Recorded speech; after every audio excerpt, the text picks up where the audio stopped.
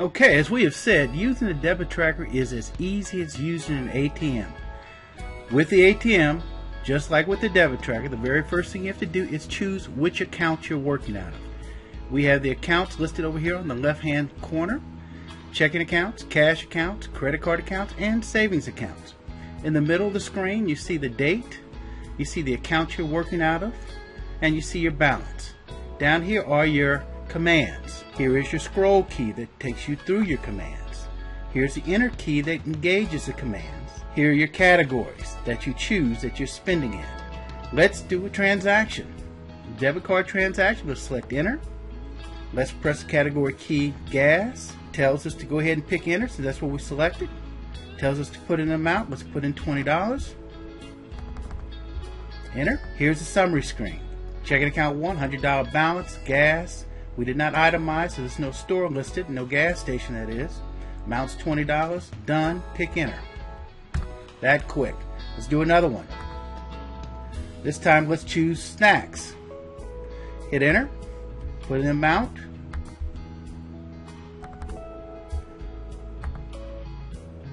Done. Okay, let's go down. Let's do an ATM transaction. Okay, it's blinking ATM. Pick enter. You can also select bank withdrawal or put in a bank fee or service charge, but we're going to go with the default, which is ATM. We'll select enter. Put in the amount. Let's put in $20. Enter. Now, the debit tracker makes you put your cash into a cash account, and it tracks your cash from there. You could have several different cash accounts. Right now this is saying cash 1, 2, or 3. You could go in and actually personalize this and say, this is my wallet, this is my grocery money, this is my business petty cash. Okay, we're going to select enter, put in cash account 1. Here it is again, checking account 1. It's an ATM transaction, $20. We're putting it into cash account 1. We're done. Pick enter. Write a check. Very easy to do. Today's date correct? Yes. Press enter. Put in the check number 1, 2, 3. Select enter.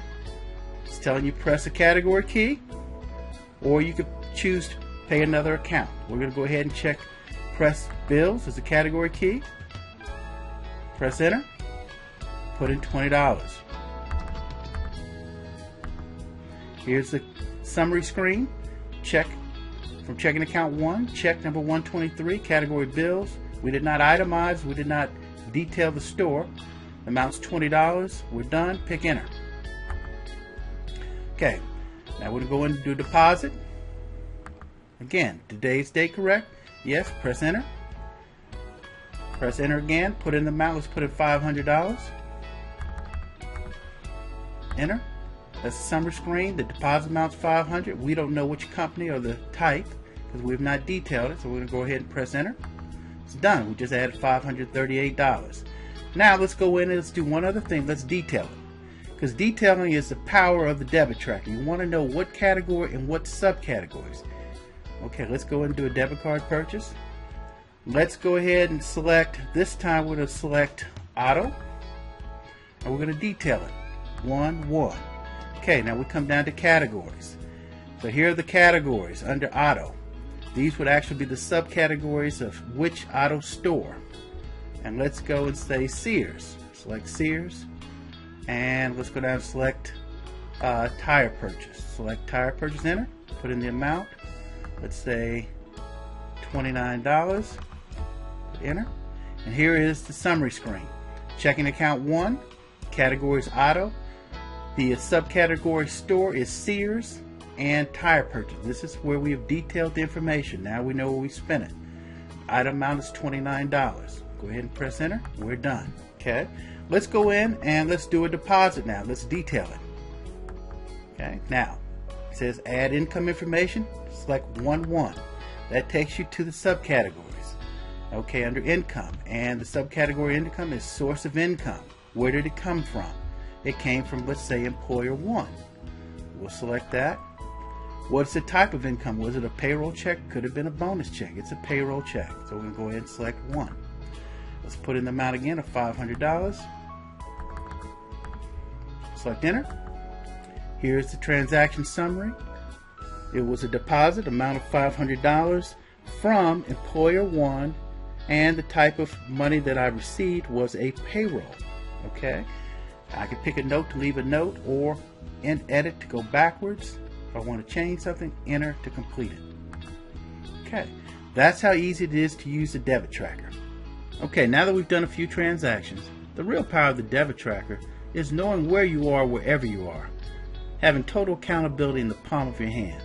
And you can do that simply by going under the history key and seeing what you spent. You hit the history key, you select account, which account. We're under checking account 1, and the time period was today.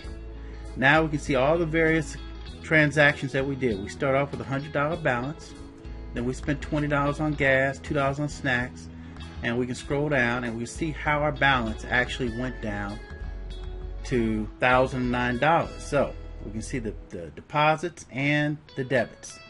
Okay, so that's the power of the debit tracker. As we've already said, Debit Tracker is loaded with features to help protect you against going over budget and having to pay penalty fees. In front of you now on the screen, you can see that we have a bill alert screen up. Beginning of every day, if you have a bill alert due, such as an auto withdrawal that's coming out, direct deposit coming in, or a bill that's due, you'll see this coming up, flashing, letting you know that you can either record it or delete it or move on to the next area. In this case, we're going to go ahead and we're going to move into checking account 1. Another feature we want to show you is budget. Budget is a very important feature, and you can actually set up your budget to go ahead and show you what you're spending as you're spending. So let's say we hit category key and we select fun, select enter, and it'll show us that we have a budget this month of $150 for fun. We've actually spent $0 this month. So it's letting us know before we spend what we actually have. So now we can go in and put an amount, say we're going to spend $25. Press enter. Okay, so now we've spent $25. Let's go back in and let's do it again. Let's go debit card purchase, select fun. This time we'll detail it. Say we're at the golf course, and say this is fees and rentals.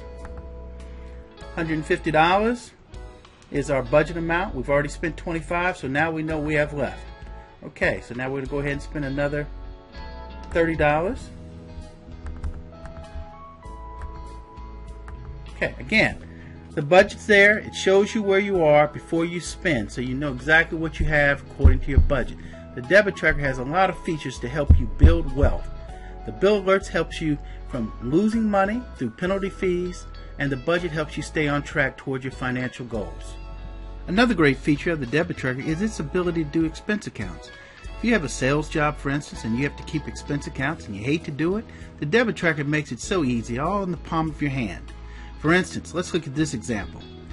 We took a credit card account 3, and we named it American Express Jobs. And that means that's our job, and that we're using an American Express card. We put in a balance of a limit of $1,000, and then we started to charge. Let's see what the expense account looks like. Here's the expense account. You can see that for this month, it records the various expenses we have. And car allowance, how much we spent there, entertainment, how much we spent there, and it also includes notes, because expense accounts need to have notes to show who you've actually spent money with or where you spent it. So it incorporates all that, and you can also pull in your mileage tracking. We do have a mileage tracker as well. So the debit tracker is great for people who have expense accounts. It's very easy to use. All you simply have to do is create an account and then use this key here, business expense account. You can see more of this in our tutorials. And yet the debit tracker has another great feature, and that is running your business. The debit tracker can actually track up to 4 different businesses, and all in the palm of your hand. You can create invoices, estimates, customer receipts, profit and loss statements. When it comes tax time, you have everything in the palm of your hand. Here we've gone in and we created an account, a checking account. We called it My Side Business. And you can simply scroll down to business transactions and actually select that, do a business sale, create an invoice or an estimate. We're going to go through and show you some of the things that we did. Here's an invoice that we did. Okay, here's an invoice. My Side Business was sold to this person here, and they purchased a water fountain. Okay, here's the price. We brought in taxes, Again, it totals it all up for you. You can send this off. If you need to leave a special note, you can. But here's an invoice. You can also add a logo here at the top if you have a logo to put in there. So that's an invoice. Now let's show you profit and loss statement. Here's a profit and loss statement for your business, which is ready to go to your accountant, and you can keep all your receipts in the receipt trackers that we gave you. Okay, here it shows you total sales. It shows you cost of sales. It shows you expenses and supplies. Okay, it breaks it down as to what your total profit is, what percentage of that of your income is, and what percentage of expenses you have according to your income. Again, it's a perfect tool for you to set up your business and to do general bookkeeping with. After that, you can then forward it to your accountant and let them do the rest. At Debit Tracker, we believe in economic behavior, for we know that only behavior changes outcomes. We took a look at the financial gurus and what they said about money and money management, and we put together our own list of the top 5 money management habits. And we think the number 1 habit is tracking. Tracking is the number 1 way to have financial control. The other 4 habits we placed under the good habits key. Select that and you can see one of the top ones is financial goals. You have to have a reason for what you're trying to achieve. Now, if you're a person of faith, tithing is another principle. The third principle would be savings. And we believe in paying yourself first. That's where you start. The other one is budget. And the habit builder is tied to budget. It allows you to see your budget as you're out spending. We believe in these habits because we know good habits, good life. That's our motto. Therefore, we've put them in here. We can show you how they look. Let's go up under the print function because you can print these habits out. You go up under the good habits, select that. Here you can see, here is my financial goals. Okay? You can see if you have a tithing and a savings of paying yourself first. Again, these are here and they can auto record so you know where you are in terms of reaching your goals.